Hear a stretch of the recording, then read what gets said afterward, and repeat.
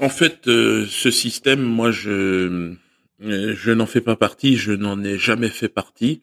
J'ai toujours fait partie. J'ai retrouvé, alors, avec les Gilets jaunes, quelque chose qui ressemblait au génie français, quelque chose qui me touchait.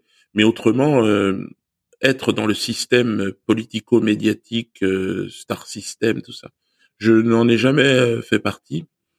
Tout simplement parce que ça ne me plaisait pas et que je ne m'y sentais pas à l'aise.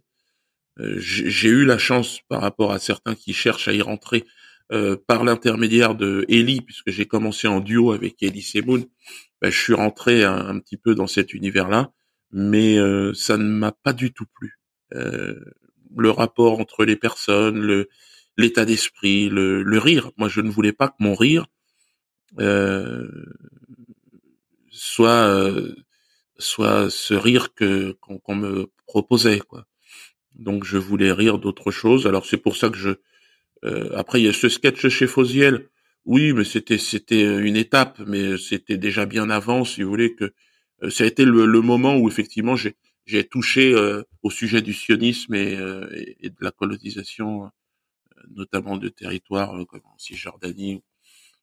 C'est là où j'ai un sketch relativement moyen, faut être honnête, mais mais j'ai voulu effectivement m'amuser devant un Jamel Debbouze complètement starisé, simplement lui rappeler un peu d'où il venait.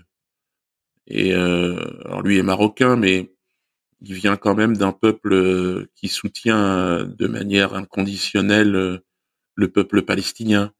Et c'était intéressant de voir face à un Fogiel euh, amusant. D'ailleurs, dans cette émission, Fogiel, suite à cette émission, il a fait construire un SMS où il parlait de l'odeur des Noirs. Il a été condamné. Lui et France Télévisions, ils n'ont pas fait appel, donc il est définitivement condamné. C'est assez amusant parce qu'il, dans ce SMS, il disait Dieudonné, ça te ferait rire si on faisait un sketch sur l'odeur des Noirs. Et la personne qui a créé ce sketch l'a fait à la demande de Marc-Olivier Fogiel. Il se trouvait que bon, il y avait une personne qui était témoin de tout ça et donc il a été condamné. Et c'est quand même extraordinaire parce que moi c'est sur l'argument de mes condamnations que l'on m'interdit d'être d'être dans les médias et lui qui est condamné pour racisme anti-noir, eh bien il est directeur général d'une chaîne d'infos aujourd'hui. C'est amusant. Et ce deux poids deux mesures, je pense qu'on est de plus en plus nombreux à eh bien à le constater et voilà, il y a en France un malaise, il y a une mafia qui tient les médias et qui fait les politiques et cette mafia eh bien elle ne s'assume pas, on n'a pas le droit d'en parler. Et alors, encore une fois, je voudrais être très clair, il ne s'agit pas des juifs dans leur ensemble. Non, il y a les juifs qui appellent à la dissolution du CRIF, de la LICRA, qui eux sont des organismes dangereux, des organismes sectaires, des sectes, qui ne représentent pas les juifs, qui se servent des juifs comme d'un bouclier humain et qui avancent tapis dans l'ombre, couverts de bons sentiments, de droits de l'homme, d'antiracisme, et qui en fait sont les derniers des racistes. Ça, Je tu pense l'as au vu, CRIF. Ah bah oui, ouais. je pense au CRIF par exemple, qui est, moi j'ai été insulté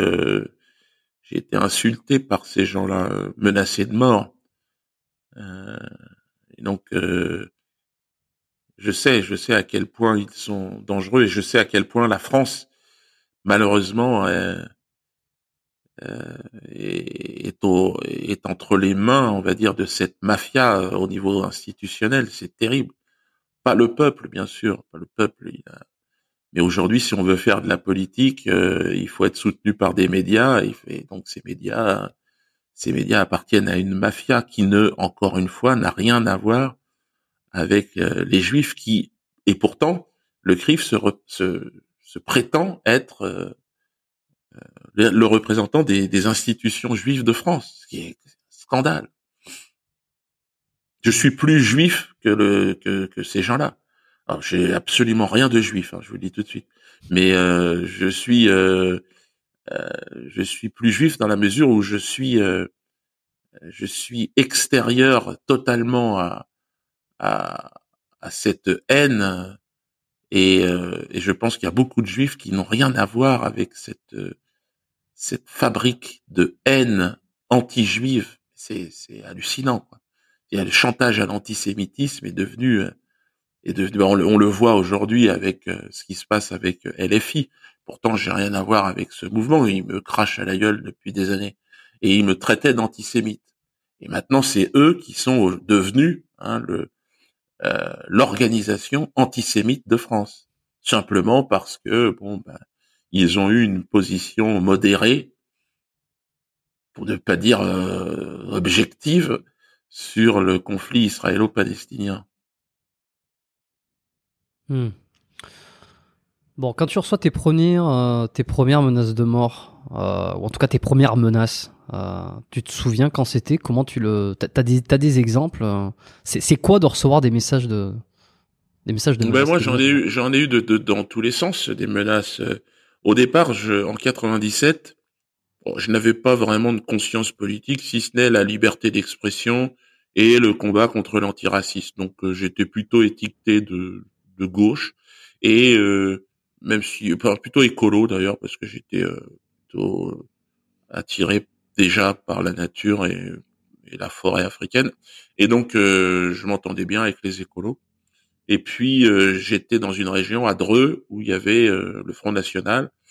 Et donc je m'étais dit tiens ça serait amusant de se présenter pour voir comment ça se passe.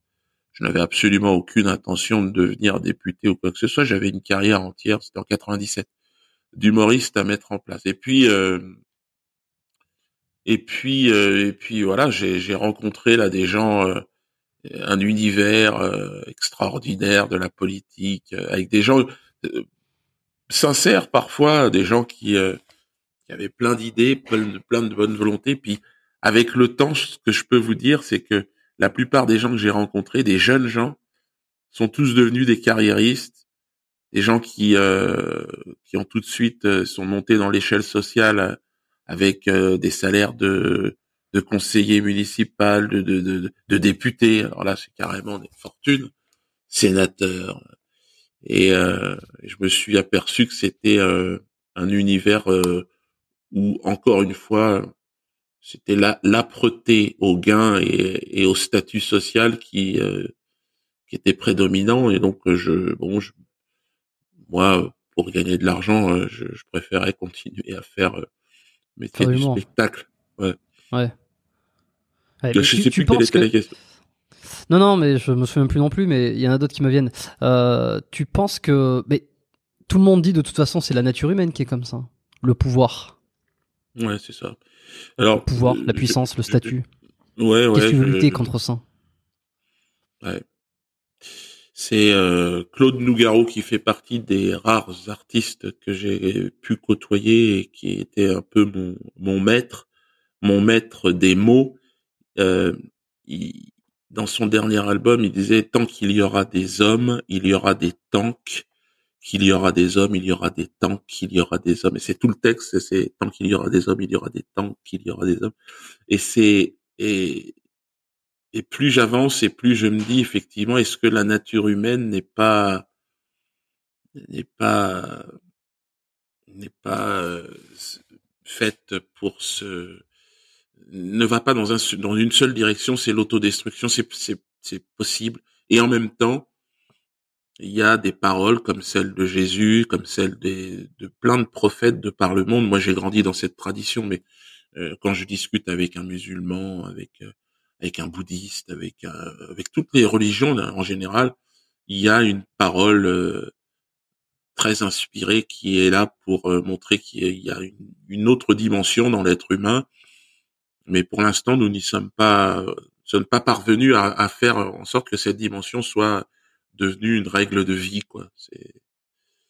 Alors peut-être qu'on en est à l'adolescence de notre espèce et que peut-être qu'on va évoluer.